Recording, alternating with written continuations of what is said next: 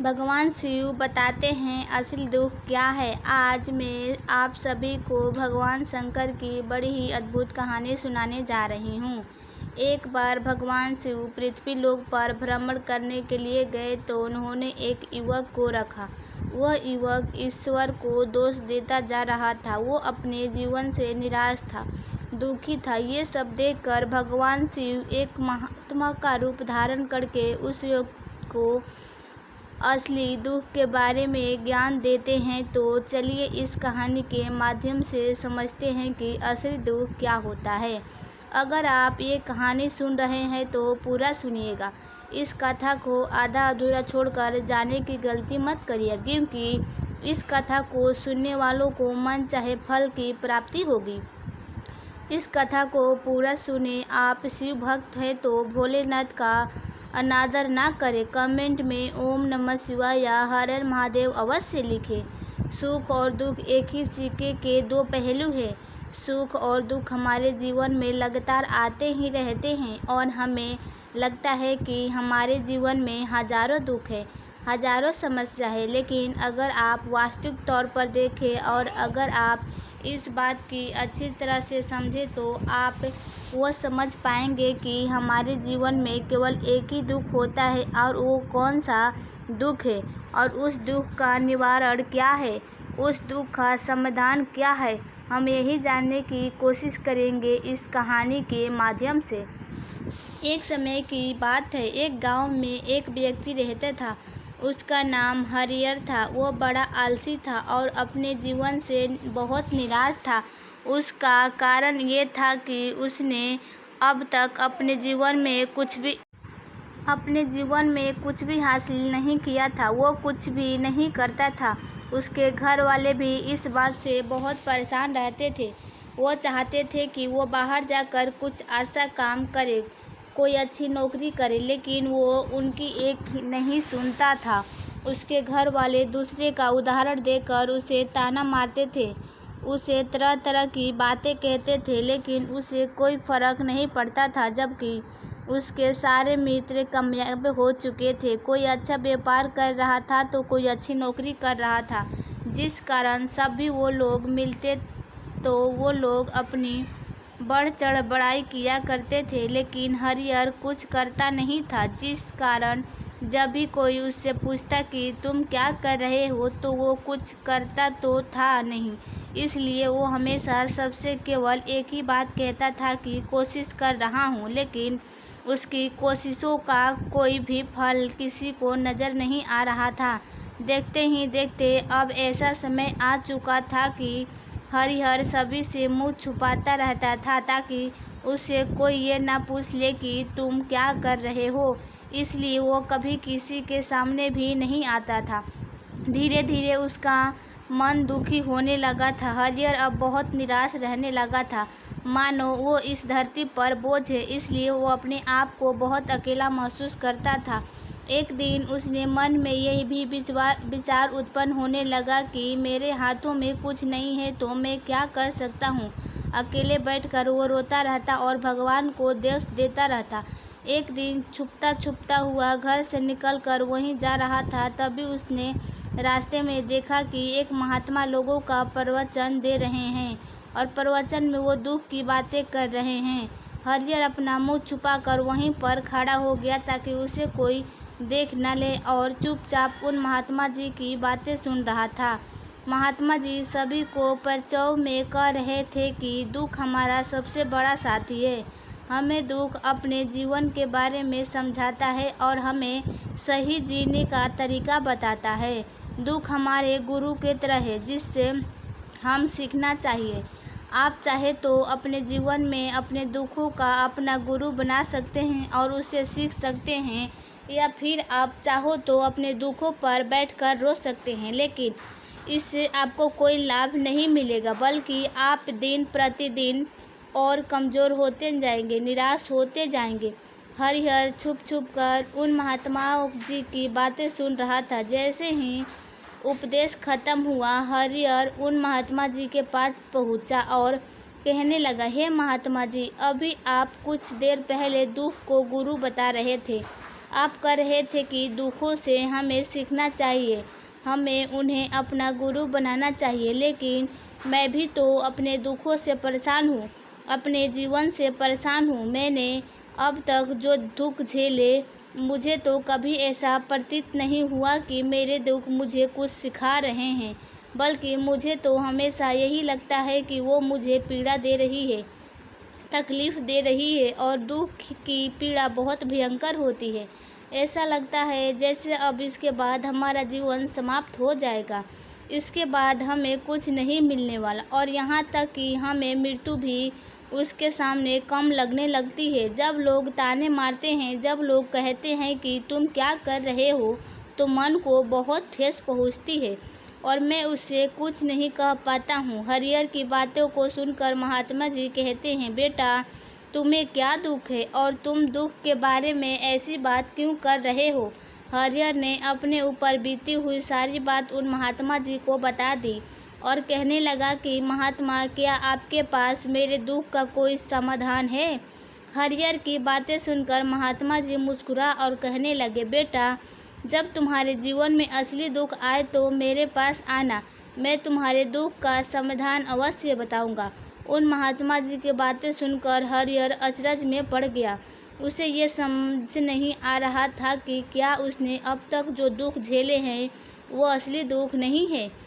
उसने जो अब तक पीड़ा झेली, लोगों को ताने सहे और जो तकलीफ उठाई है, क्या वो असली दुख नहीं है। आगे वो मन ही मन अपने आप से कहता है कि जब मुझे मेरे अपनों नहीं समझ पाए तो ये महात्मा जी मुझे क्या समझेंगे। इतना सोचकर हरिहर वहाँ से अपने घर की ओर चला आया। अब हरिहर लोगों के ताने सुन सुनकर बहुत थक चुका था, वो बहुत निराश हो चुका था, जिस कारण उसने निर्णय लिया कि वो अब कुछ करके दिखाएगा। उसने अपने पिता से थोड़ा सा रुपया लिया और उस रुपये से उसने एक व्यापार शुरू किया। उसके पिता बहुत खुश थे कि कम से कम मेरा बेटा कुछ करने का प्रयास तो कर रहा है, लेकिन उसे व्यापार में कोई सफलता नहीं मिल रही थी, जिस कारण वो बहुत ही हताश हो चुका था, वो बहुत निराश हो चुका था। हरिहर को ये समझ नहीं आ रहा था कि वो क्या करे, किस तरह से अपने व्यापार को आगे बढ़ाए। तभी उसके पिता ने उसे कहा, बेटा कोई बात नहीं, इस तरह से प्रयास करते रहो, आज नहीं तो कल सफलता अवश्य मिलेगी। हरिहर ने अपने पिता की बात मानी। हरिहर अब अपने व्यापार में और भी कड़ी मेहनत करने लगा। धीरे धीरे उसे सफलता मिलने लगी और फिर उसने पकड़ ली। देखते ही देखते केवल 2 साल के अंदर वो एक बहुत बड़ा व्यापारी बन गया। अब उसके पास धन दौलत की कोई कमी नहीं थी। जो लोग हरिहर को पहले नापसंद किया करते थे, वही लोग अब उसे पसंद करते थे, उसकी चिंता करते थे, उसके कार्यों की सराहना करते थे। उसके माता पिता भी अब अपने बेटे से बहुत खुश थे और उसकी सफलता से अत्यंत प्रसन्न भी थे। धीरे धीरे हरिहर के मित्रों की संख्या लगातार बढ़ती जा रही थी। हरिहर के कुछ मित्रों ने उसे ये भी सलाह दी कि उसे अपना व्यापार और तेज़ी से बढ़ाना चाहिए, उसे अपने व्यापार को और फैलाना चाहिए। जब तुम आज केवल इस नगर के सबसे बड़े व्यापारी हो, तब तुम इतने खुश हो, तुम्हारे साथ बहुत सारे लोग हैं। वहीं पर तुम सोचो कि जब तुम इस राज्य के सबसे बड़े व्यापारी बन जाओगे, तब तुम्हारा यहाँ पर लोगों को भीड़ लग जाएगी। लोग तुमसे मिलने के लिए समय निकालेंगे, यहाँ तक कि इस राज्य का राजा भी तुमसे मिलना चाहेगा, तुम्हारा तारीफ करेगा और यदि कभी ऐसा ज़रूरी आ पड़ी तो वो तुमसे धन भी उधार लेने के लिए अवश्य आएगा। हरिहर को अपने दोस्तों की ये बात बहुत पसंद आई। हरिहर ने सोचा कि मेरे मित्र सही कर रहे हैं, मुझे अपने व्यापार को और बड़ा करना चाहिए और फैलाना चाहिए, तभी वो हर कोई मेरे बारे में जान सकेगा, हर कोई मुझे पहचान सकेगा। उसने बिना देरी किए, समय को बिना गंवाए अपने व्यापार में और मेहनत करने लगा, लेकिन उसकी बार उसके मन में धैर्य नहीं था, जिस कारण उसने कोई अनुचित कदम उठाया ताकि उसका व्यापार जल्दी से जल्दी और बड़ा हो जाए।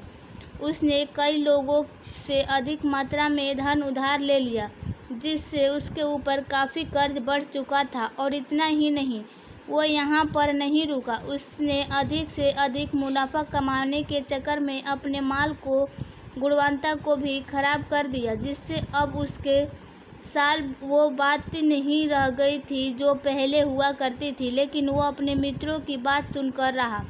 जैसे उसके मित्र कहते थे वो वैसा ही करता चला जा रहा था, यहाँ तक कि उसने अपने व्यापार को और भी तीव्रता से बढ़ाने के लिए अपने दूसरे छोटे व्यापारी के खिलाफ षड्यंत्र भी रचने शुरू कर दिया, जिस कारण उसके मन में अब पहले जैसा वो सुकून नहीं था।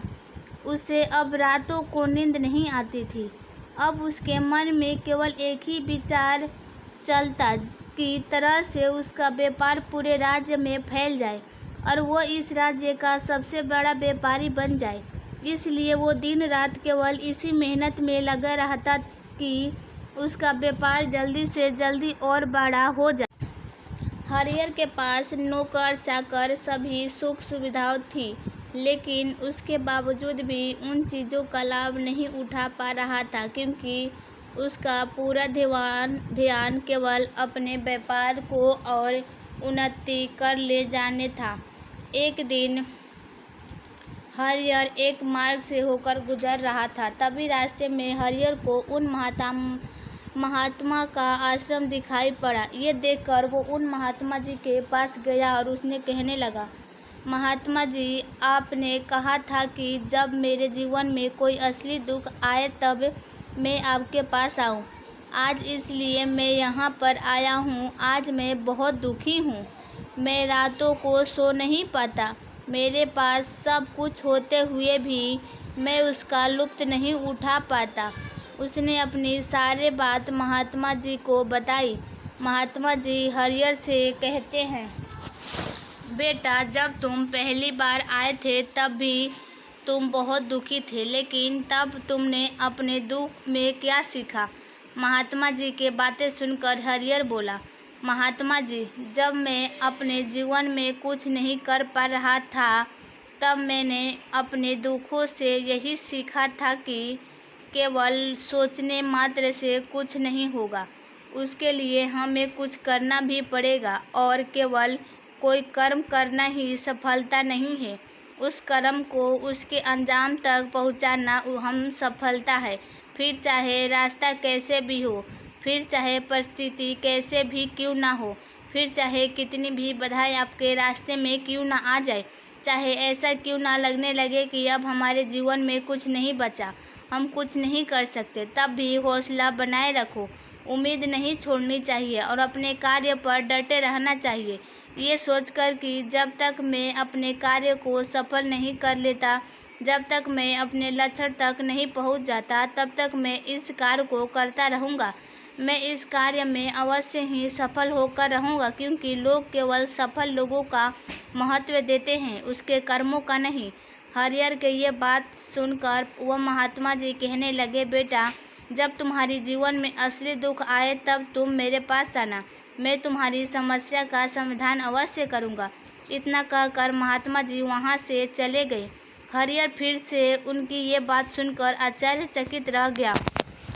उसे अभी ये समझ नहीं आ रहा था कि उसने जो तकलीफ अभी तक झेली है, क्या ये असली दुख नहीं?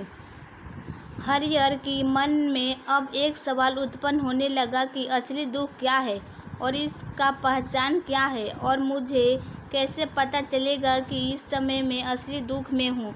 लेकिन उसने कुछ नहीं कहा।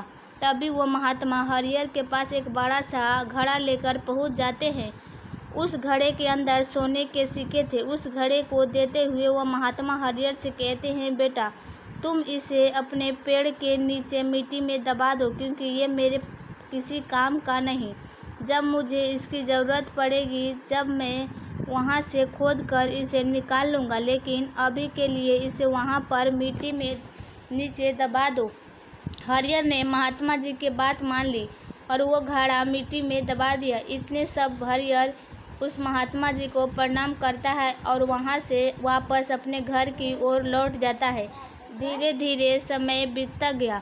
समय के साथ साथ हरियर व्यापार में और उससे भी ज़्यादा उन्नति कर चुका था, लेकिन माल का गुणवत्ता अच्छी ना होने के कारण अब उसको व्यापार में घाटा होने लगा और धीरे धीरे ऐसा समय आया कि उसका व्यापार पूरी तरह से चौपट हो गया। अब उसके पास कुछ नहीं बचा था। हरिहर ने अपने दोस्तों से जो कर्ज लिए थे वो कर्ज भी उसे चुकाना था, लेकिन हरिहर ये सोचकर निश्चिंत था कि उसने वो कर्ज अपने मित्रों से लिए हैं, जिस कारण वो उन्होंने लौटाने में थोड़ी देर अवश्य कर सकता है। वो तो ये सोच रहा था कि उसके मित्र उसके बुरे समय पर साथ देंगे, लेकिन सबसे पहले उसके मित्र ही उससे अपना कर्ज वापस लौटाने की मांग करने लगे। तब हरिहर को एहसास हुआ कि कोई भी अपना नहीं है। उसने अपने मित्रों से उस कर्ज को लौटाने के लिए थोड़ी सी मोहलत मांगी, लेकिन हरिहर के किसी भी मित्र ने उसे कर्ज लौटाने के लिए मोहलत नहीं ली, बल्कि वो लोग उसे जान से मारने की धमकी देने लगे। अपने मित्रों के मुंह से ये सब सुनकर हरिहर बहुत आश्चर्यचकित हो रह गया।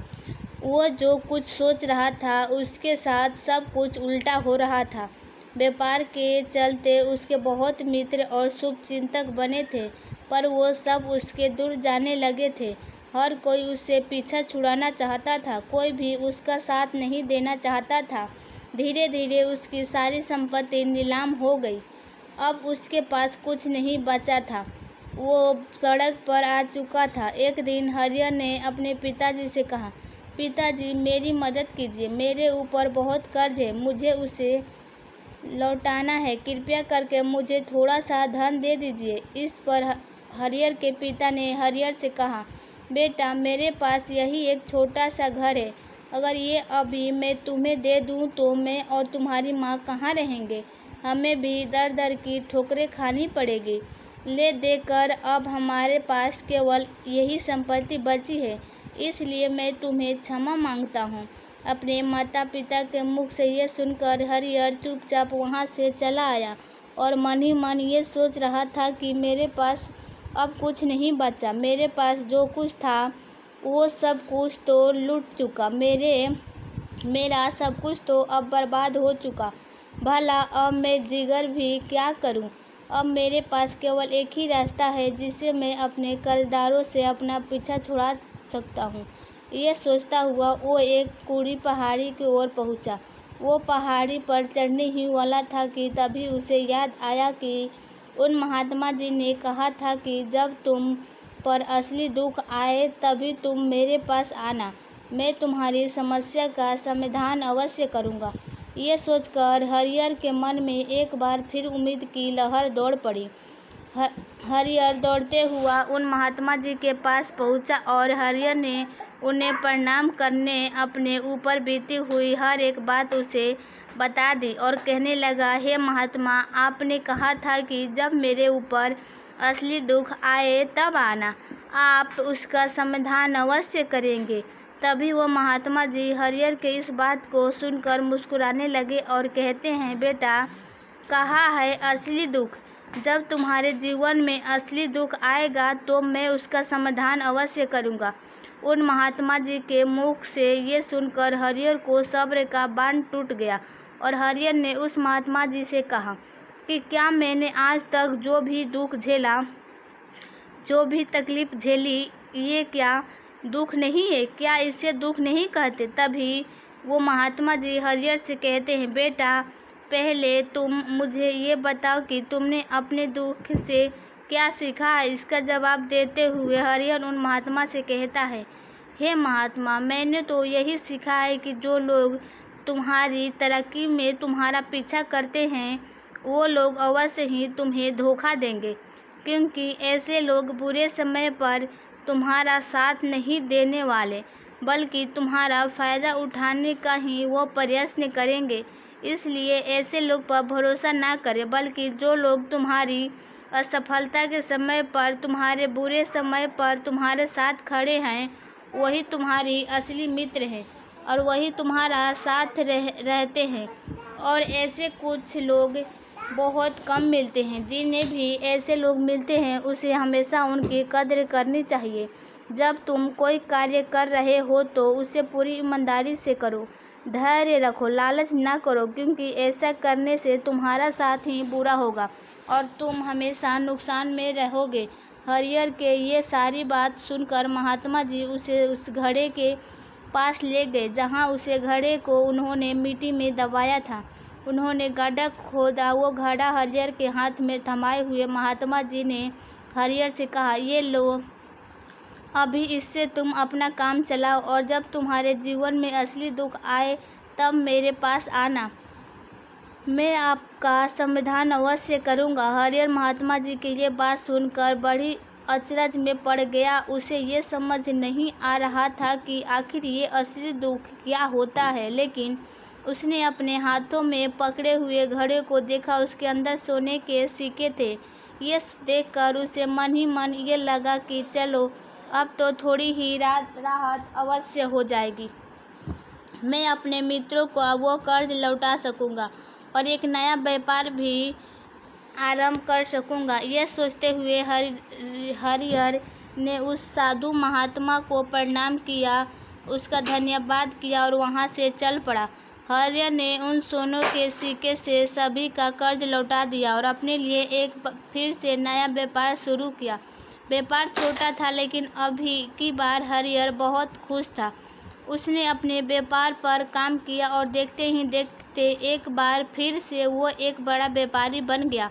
लेकिन उसकी बार वो बहुत खुश था, क्योंकि इस बार उसने कोई लालच नहीं किया था किसी के लिए पचड़ राचा, बल्कि उसने पूरी ईमानदारी और मेहनत के साथ अपने व्यापार पर काम किया। लेकिन जैसे जैसे धनी होते जाते हैं, जैसे जैसे आप अमीर बनते जाते हैं, आपके मन में एक डर और उत्पन्न होने लगता है और वो डर है अपनी दौलत को ना खोने देने का, जिस कारण आप लोग दान पुण्य करना शुरू कर देते हैं, लोगों की मदद करते हैं ताकि आपके जीवन में कोई दुख ना आए। लेकिन ये जीवन सुख और दुख का संगम है, जिस कारण हर किसी को सुख और दुख से होकर गुजरना ही पड़ता है। इसी वजह से एक बार फिर से हरिहर के जीवन में एक और दुख का आगमन हुआ। उसकी बार उसके पिता और माता दोनों की मृत्यु हो गई। हरिहर अपने माता पिता से बहुत प्रेम करता था, इसलिए उसके मन को बहुत गहरा घाव पहुंचा। जबकि आखिरी बार उसने उन्हें देख रहा था कि उसके मन में हजारों सवाल उत्पन्न होने लगे। उसने सोचा कि जिस संपत्ति के लिए वो हमेशा लड़ते झगड़ते रहते थे, आज उसकी देखभाल के लिए कोई ही नहीं था। उसके माता पिता ने जो मेहनत की, जो भी अपने जीवन में इकट्ठा किया, ये सब रह गया, लेकिन अब सब खत्म हो चुका था। हरिहर का मन अब बहुत बेचैन हो रहा था। उसके मन में हजारों सवाल उत्पन्न हो रहे थे और वो अपने आप को बहुत अकेला महसूस कर रहा था। उसने बहुत खाली समय महसूस हो रहा था। उसने इधर उधर देखा, लेकिन उसे कुछ समझ नहीं आया। तभी उसे उन महात्मा जी का याद आई। वो तुरंत ही भागा भागा उस महात्मा के पास पहुंचा। उसे देखते ही उन महात्मा ने हरिहर से पूछा, क्या बात है बेटा, कोई फिर से दुख आ पड़ा है? तभी हरिहर ने कहा, नहीं गुरुदेव, अब जो सब ठीक है, लेकिन आज मेरे माता पिता की मृत्यु हो गई और मैं बहुत अकेला महसूस कर रहा हूँ। मैं बहुत दुखी महसूस कर रहा हूँ। महात्मा जी हरिहर से कहते हैं, बेटा, इसमें दुखी होने वाली क्या बात है? ये तो जीवन है। यहाँ पर कोई भी रहने नहीं आया और ना ही कोई रहेगा। हम सब एक ना एक दिन मृत्यु को प्रदान प्राप्त हो ही जाएंगे और मृत्यु कब आएगी ये किसी को नहीं पता। हो सकता है कि तुम्हारी मृत्यु कल ही हो जाए। मैं तो अभी जवान हूँ और मुझे तो अभी पूरी उम्र जीना है। मैं तो कुछ करना चाहता हूँ और आप कह रहे हैं कि मैं कभी भी मृत्यु प्राप्त हो सकता है। मृत्यु कभी किसी के उम्र देखकर नहीं आती और न ही किसी को बताकर आती। सारे बातों सुनकर हरिहर और भी ज़्यादा बेचैन हो गया और वो चुपचाप वहाँ से चला आया। उसके मन में वो खालीपन अभी वैसे ही था। हरिहर अपने आप को बहुत अकेला महसूस कर रहा था। उसके बाद उसका मन अपने व्यापार में नहीं लग रहा था। जब भी वो कोई कार्य करने लगता, तो उसे मन में बहुत सारे प्रश्न उठने लगते थे कि वो क्या करते हैं।